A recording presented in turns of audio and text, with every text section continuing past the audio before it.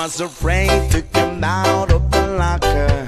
She wasn't nervous as she could be. She was afraid to come out of the locker. She was afraid that somebody would see. The question for you two guys are, before you come here, do you drink any Chinese tea, or do many people they drink Chinese tea, or which Chinese tea is the most common one there in your country, either Germany or the US you drink, and what's the first impression about Chinese tea? Okay, yeah, once again, I think this is sort of shows the differences both in the development of American tea culture versus European tea culture, and then specifically, I think my newer, I'm a lot less into tea as Julian was. I think he went a lot further than even most people in the West had before coming here. But in the US, almost all of the tea we drink is black tea. And so most of it comes from Kenya, from India, from Sri Lanka. Not as much Chinese tea is available. If you do drink Chinese tea, we predominantly drink Chinese green, oolong, and white tea. Not as much clear tea or just dark tea more generally. So those were newer to me. And so what, in terms of my impression of it, I was very impressed by the depth of Chinese tea.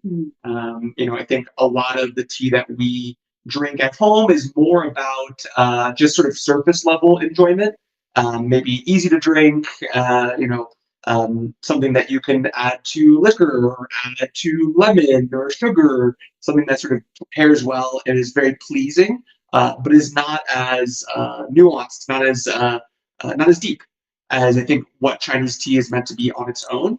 I think also a really very critical thing to talk about is I had never seen a gaiwan in person before I came to China. We do not really do gongfu tea at home. It is all brewed in the Western style. So that's either directly into a teapot or into tea bags, whether they be reusable bags or single-use bags, and then steeped usually just one brewing and for a longer period of time with more water. So the way that we drink tea and the idea of a tea ceremony is very different at home versus what's done here.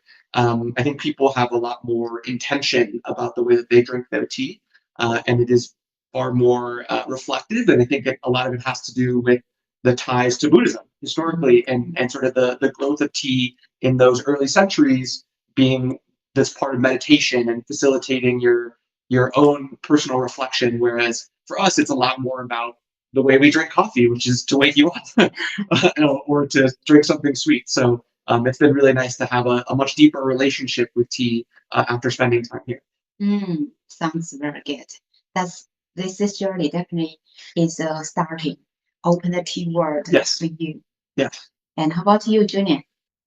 The vast majority doesn't know about Gongfu Cha or like the deeper sense or meaning or varieties of Chinese tea. Me personally, I've been doing like Gongfu Cha style drinking since 1.5 or 2 years.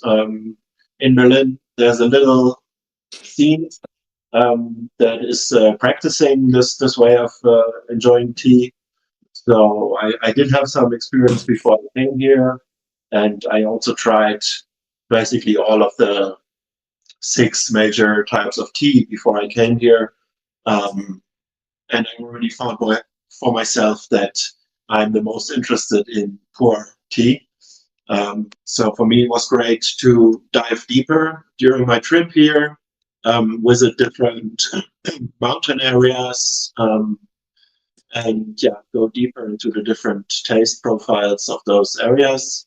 And back home, most people, if they tell me they're interested in tea, it would be something like Japanese green tea or matcha, and that is like already sort of the tea expert. So everything above that is really like less than 1% maybe, and all the rest of the majority is similar to what Connor said. Enjoying tea from tea bags, right? Maybe some type of loose leaf tea, but it's still crushed. It's got like the the leaves as we drink it today.